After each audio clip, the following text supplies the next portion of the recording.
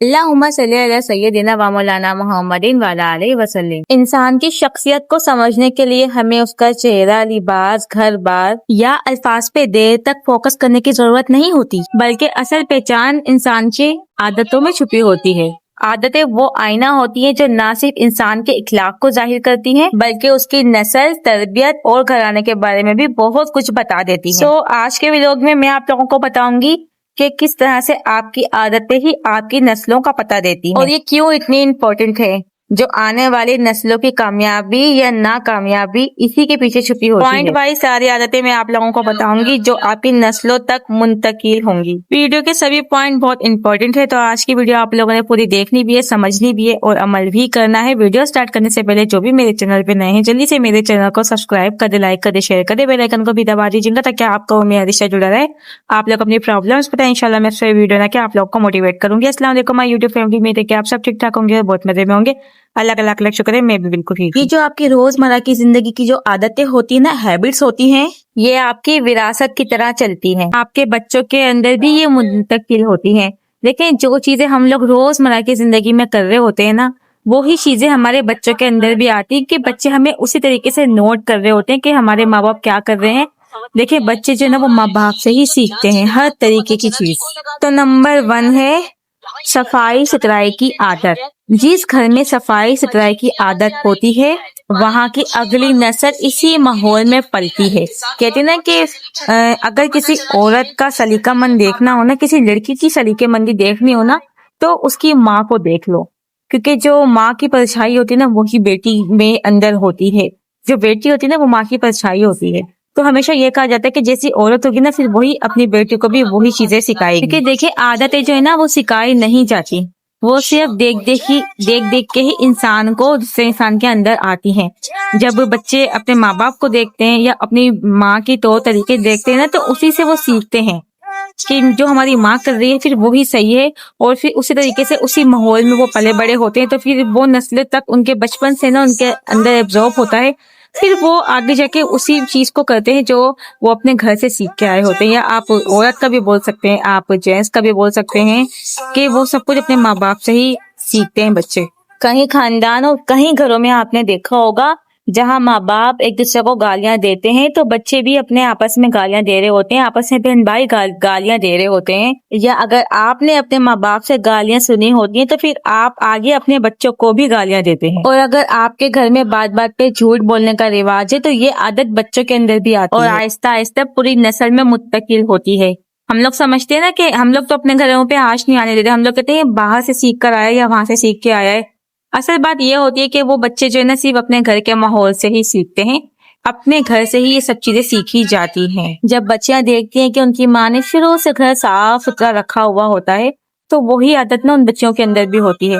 اور اگر بچے نے ہمیشہ سے شروع سے یہ چیزیں دیکھی ہوں گی کہ نہ گھر صاف رہتا ہے نہ ٹائم پہ کوئی چیز ہوتی ہے، تو بچے کے اندر پھر وہی عادت آ جاتی ہے۔ پھر وہ اپنا گھر جب بساتی ہے نا تو پھر کیا ہوتا ہے، نہ تو اٹھنے کا صحیح ٹائم ہوتا ہے، نہ کھانے کا صحیح ٹائم ہوتا ہے، اور نہ ہی جو ہے نا صفائی کرنے کا صحیح ٹائم ہوتا ہے نا۔ کتنے ہی فساس اکثر تانا دیتی ہے کہ تمہاری ماں نے تمہیں کچھ نہیں سکھایا، ایسے ہی بھیج دیا۔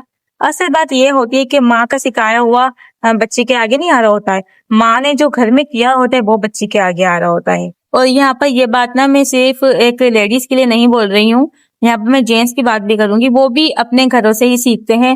ہوتا ہے نا کہ گھر گندا ہو رہا ہے اور وہ کوئی موبائل میں لگا ہوا ہے، کوئی ایسے ہی بیٹھا ہوا ہے، وہ چیز ان کو بڑی نارمل لگتی ہے کیونکہ ان لوگوں نے شروع سے یہ چیزیں دیکھی ہوتی ہیں۔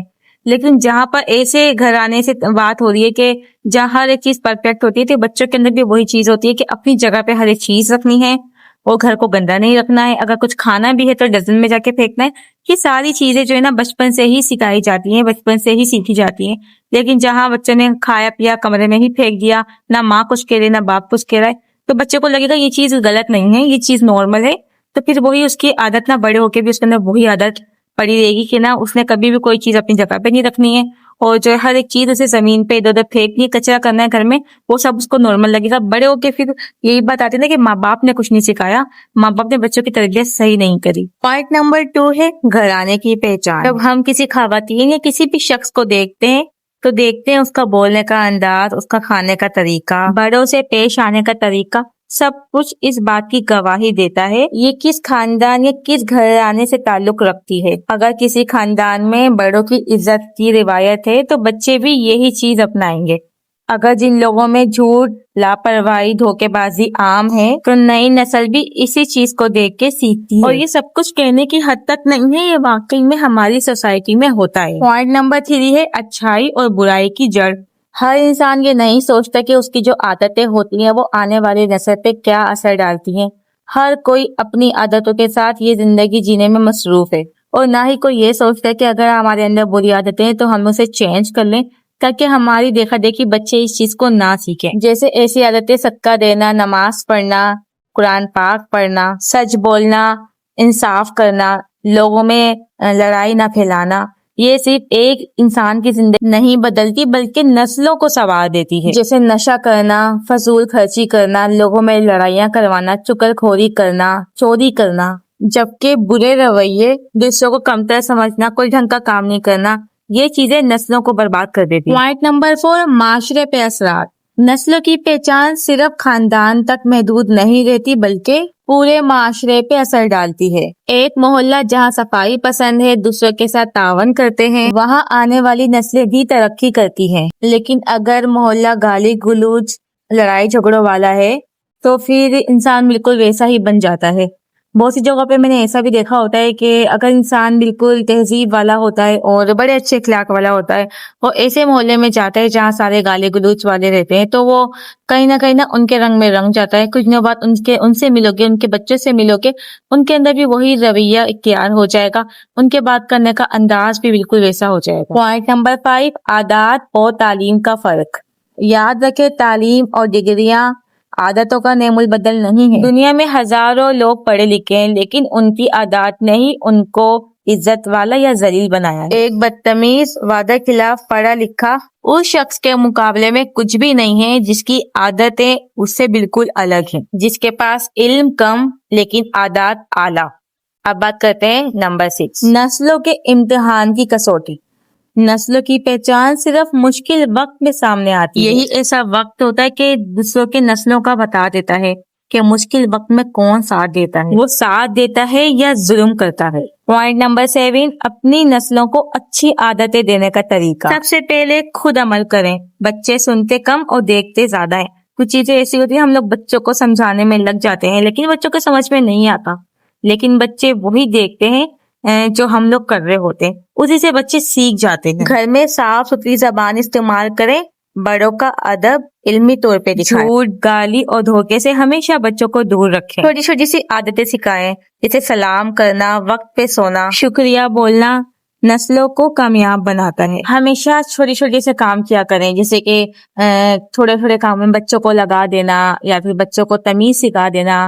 اگر بچے کسی سے بدتمیزی کرتے ہیں تو آپ نے اسی وقت بچوں کو ڈانٹ دینا کہ کسی سے بھی بڑے سے آپ نے بدتمیزی نہیں کرنی ہے، ہمیشہ آپ نے بڑوں سے ادب سے پیش آنا ہے اور چھوٹے سے پیار کرنا ہے۔ یہ عادتیں اگر آپ ابھی سے اپنے بچوں کے اندر ڈالیں گے نا تو یقین مانیں جیسے جیسے بچے بڑے ہوتے جائیں گے نا ان کو سمجھ آتی جائے گی، ان کو عقل آتی جائے گی، وہ ان سب چیزوں سے ان چیزوں کا ادب کریں گے اور ان سب چیزوں سے بچے رہیں گے۔ جیسے کہ آج کل کے جو بچے ہو رہے ہیں نا کہ بڑوں کا ادب نہیں کرتے ہیں، گالیاں دیتے ہیں، ہاتھ اٹھاتے ہیں، اور ہم لوگ یہ سب چیزیں اگنور کر دیتے ہیں صرف لاڈ پیار میں، لیکن ہمیں پتہ نہیں ہوتا کہ بڑے ہو کے یہ ہمارے لیے بڑا نقصان دہ ہوتا ہے۔ بچوں کو ہمیشہ اس طرح کی باتیں سکھائیں کہ آپ نے کسی سے تو تڑاکے سے بات نہیں کرنی ہے۔ دیکھیں تو تڑاکے سے بات کرنے والا بچہ جو ہے نا وہ صرف بدتمیز لگتا ہے، بھلے سے تو تڑاکا بھی ایک لینگویج ہوتی ہے لیکن ہمارے معاشرے میں جو تو تڑاک سے بات بچہ کرتا ہے نا تو اس کو صرف بدتمیز کہا جاتا ہے کہ اس کو بات کرنے کی تمیز نہیں ہے۔ ہمیشہ بچوں کو آپ جناب سکھائیں کہ آپ نے چھوٹوں سے بھی بڑوں سے بھی آپ جناب سے بات کرنی ہے۔